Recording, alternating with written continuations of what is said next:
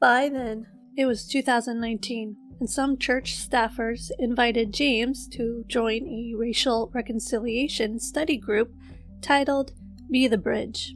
We are desperately in need of a resource that teaches us how to confront our hearts, expose our thoughts, and reevaluate everything that we've ever thought about race. To truly bridge the divide, Be the Bridge is that resource. Once there, he was told that new white members weren't allowed to speak for the first 6 months. They were only to do the work of listening and completing a Whiteness 101 reading list. Last year, Be the Bridge created a document called Whiteness 101 that's a free resource available for download on our website.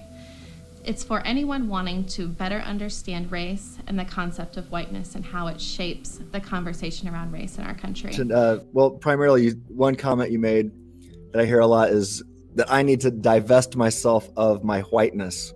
What they're saying, what they're doing is they're taking the idea of whiteness, which at one time was just the structures that continue to hold Black people down, and they've moved that into overlapping with the Judeo-Christian worldview. Mm-hmm. So now what you're going to soon see is that whiteness is going to be removed and the Judeo-Christian worldview is going to be put in that place. So now instead of people saying whiteness is wicked, they're going to say the Judeo-Christian framework is wicked. James abided by those rules for a few weeks, keeping notes on his now glaring concerns. Even more than the division this particular curriculum seemed sure to stoke, he was alarmed at how the instructors were applying it to broader areas of life.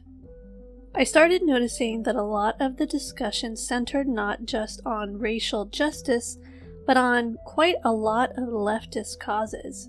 I also record courses for the Academy in the midst of right now recording a lot of courses on history and white supremacy, as well as teaching a couple live courses, one called Change Agents, and that is for white people they've done a lot of our work and they're wanting to really figure out what does it mean to be active in the work of dismantling whiteness. And so working within spheres of their own theology and then also in structures. And then also right now, because it is 2024 and politics feels a little bit like it's on fire right now, myself and a longtime volunteer with Be the Bridge, Corrigan Brown, are co-teaching a politics as bridge builders class to help people figure out how in the world do we begin to navigate having bridge building style conversations, and how do we approach voting as bridge builders?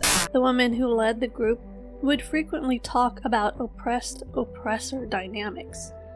We are going to be talking about the trauma of white supremacy in white bodies and BIPOC bodies, and then how do we really embody being a bridge builder? How do we embody anti-oppressive practices? Depending on the day, I could feel like I'm having a really great day trying to work for those anti-oppressive practices. And then other days I am just going along with the tide of white supremacy. At one point, they told us we needed to read more books from queer authors because they were an oppressed group too. And that's when it really started to click for me that this was a slippery slope to all sorts of dynamics. So, the book's been out a couple months. As you've had time to kind of process and be away from the writing process, is there anything you wish you had included in the book, or if you could do it over, you would have added? Yeah, definitely. The big one is that I did not really spend time on women's ministries. I touch on it a little bit here and there, but I think it deserved a long chapter on its own.